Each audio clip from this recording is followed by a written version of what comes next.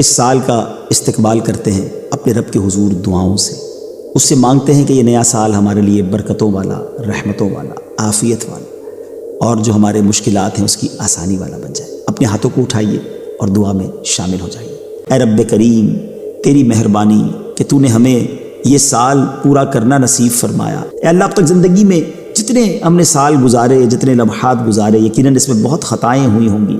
اے کریم، تیرے دربار میں ہم التجا کرتے ہیں، اب تک جتنے گناہ کیے تمام صغیرہ کبیرہ گناہوں کو معاف فرما، ہماری خطاؤں سے درگزر فرما۔ اے اللہ، ہم سے ناراض نہ ہونا رب کریم، اے رب کریم ہم سے راضی ہو جا۔ اے اللہ، پچھلے گناہ معاف کر دے اور اگلی زندگی ہمیں نیکیوں والی گزارنے کی توفیق عطا فرما۔ اے کریم، تیرے خزانوں میں کمی نہیں، بہت سارے ایسے لوگ بھی ہمارے ساتھ دعا میں شامل ہوں گے جو بیمار ہوں گے۔ اے شفا دینے والے مولا، یہ اگلا سال ہمارے لیے شفا والا سال بنا دے۔ اے اللہ، حرمین کی حاضری کے لیے جو تڑپ رہے ہیں، یہ آنے والا سال ہم سب کو مکہ پاک اور مدینہ طیبہ کی حاضری نصیب فرما۔ اسی سال میں حج بھی نصیب فرما۔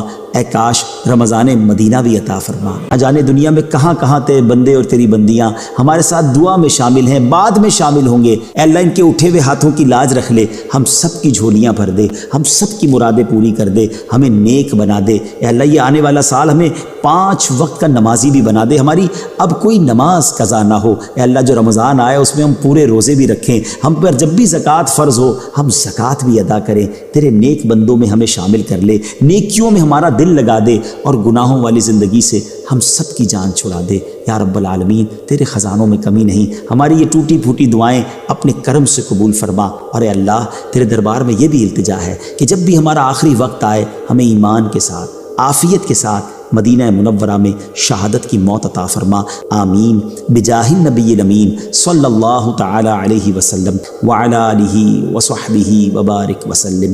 جب دم واپسی ہو یا اللہ، سامنے ہو روضہ رسول اللہ، اور لب پہ ہو لا الہ الا اللہ محمد الرسول اللہ۔